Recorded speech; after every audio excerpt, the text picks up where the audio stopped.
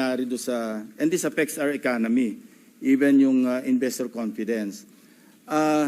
You know, I have it on good information that yung announcement na ginawa, yung statement na ginawa ni ex-Congressman Saldico, na nagbintang siya na 100 billion, sinasabi niya na utos daw ng Pangulo na isingit sa BICAM.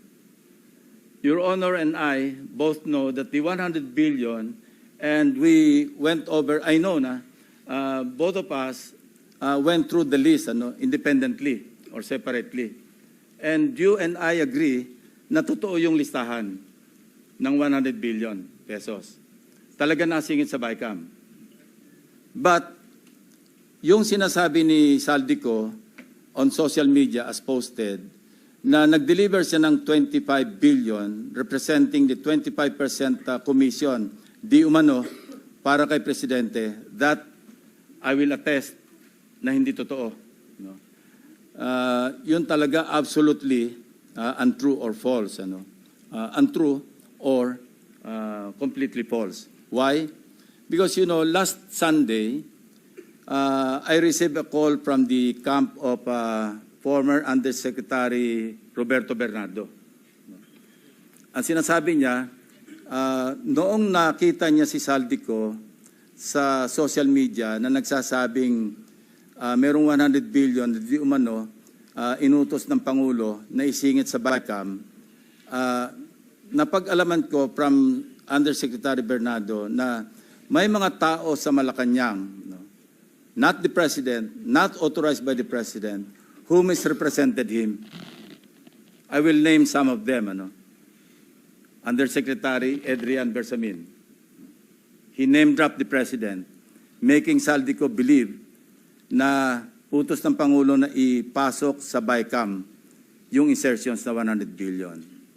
Now, Yusek Traigib Olaybar.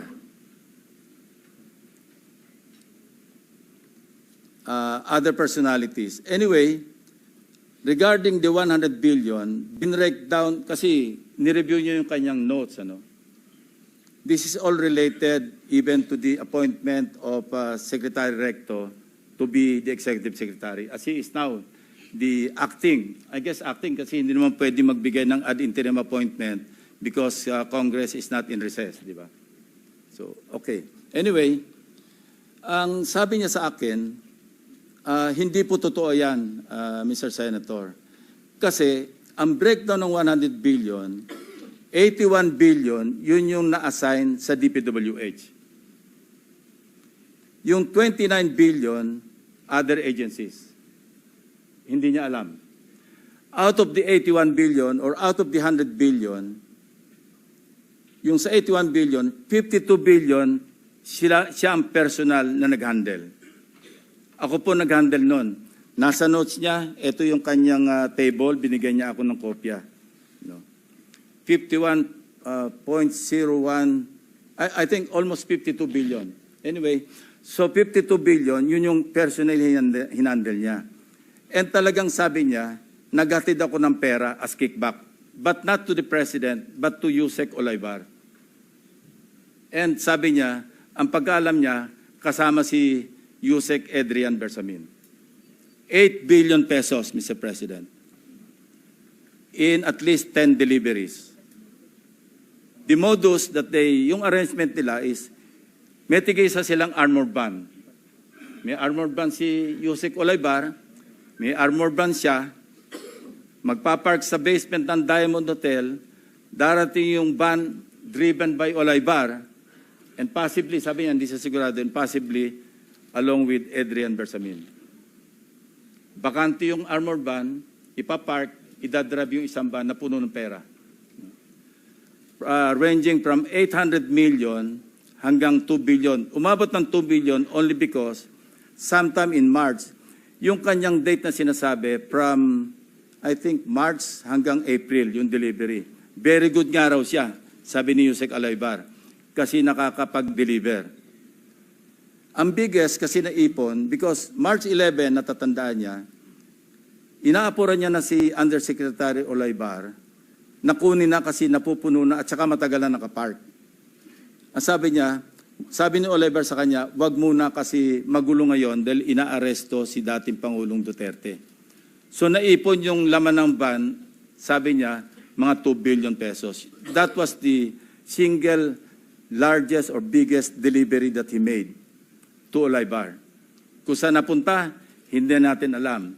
But personally, he knows or he knew that, kasi personally, nagpapalit sila, amounting to 8 billion pesos. 1 billion, he delivered to Secretary Bonoan. So that's 9 billion. Yung 8 billion was representative of 16% of the 81 billion or 82 billion.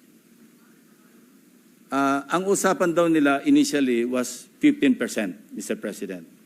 Tumawad pa raw ng 1% si Olivar, pero suspecha niya, natatawa raw siya dahil para sa sarili na lang ni Olivar yung additional 1%. Kaya umabot siya ng 16%. 1 billion to Secretary Bonoan. Siya mismo nagbigay. So he was asking for my advice. Ang sabi ko sa kanya, can you put it in your own handwriting? And I'll see to it that it will reach the President. Isipan mo. But I took notes. When he was narrating what he was about to write down, I was taking notes together with my 2 lawyers. He was also with his lawyer. So, and that happened. The President received the handwritten narration. No? Ang sabi niya nga rito, eto, meron akong notes dito eh. Sabi niya, last quarter ng 2025, most likely during the last days of October or early November 2020, last quarter, Yusek Trigib requested for list of projects. Siya nagpe-prepare eh. Of course, along with Yusek Cabral, kasi si Undersecretary Cabral naman, ang tinatas ni Secretary Bonoan, na mag-prepare ng listahan. Ito nga yung awkward, Mr. President, and we want to correct this. Bakit nauna yung funding, saka palang maghahanap ng items? Hindi po ba dapat may items nanggaling sa RDC bago po podohan? Complete with program report, complete with planning. Pero ito po, nauna pa yung pagpopondo, saka palang hahanapan ng items na ililista sa NEP. Remember, bukod pa po ito, dahil ito, GAA na ito eh, BICAM na ito eh. And mind you, even during the NEP, anyway, mamaya ko na itackle yun. Ito yung sinabi niya rito. No? Ito, sinabi niya na si Trigib Olivar prevented him from disclosing details on the 52 billion to Secretary Bonoan. Ayaw pasabi raw, Mr. President. Tapos, sinabihan siya ni Yusek Trigib Olivar na si Secretary Bonoan asked Executive Secretary Bersamin several times, sino ba magpapacilitate itong 52 billion? Of course, isasama sa BICAM, paano ito re-release? Sino magpapacilitate? Ang sagot ni ES Bersamin sa kanya, we will take care of it. Sila na raw ang bahala kung paano ayusin yung 52 billion. Now, I'm not defending the President, Mr. President, but in fairness to him, yung list of projects, yung 100 billion, initially naka-FLR lahat yun eh. Pinapatrack ko ngayon sa aking staff kung ilan yung na-release out of the items on FLR or PISARO for issuance of SARO. Hindi pa namin alam. But initially, kasama sa nabito do sa 194 billion ng ating Pangulo, 1.15 billion pesos worth of projects. Andito yung listahan ng projects. Nilista rin nakita ng mga staff ko ito, pero may listahan din si Bernardo nito. Kung alam ni Pangulo at siya nag-utos na mag-insert ng 100 billion sa GAA, sa BICAM, bakit niya ibibito?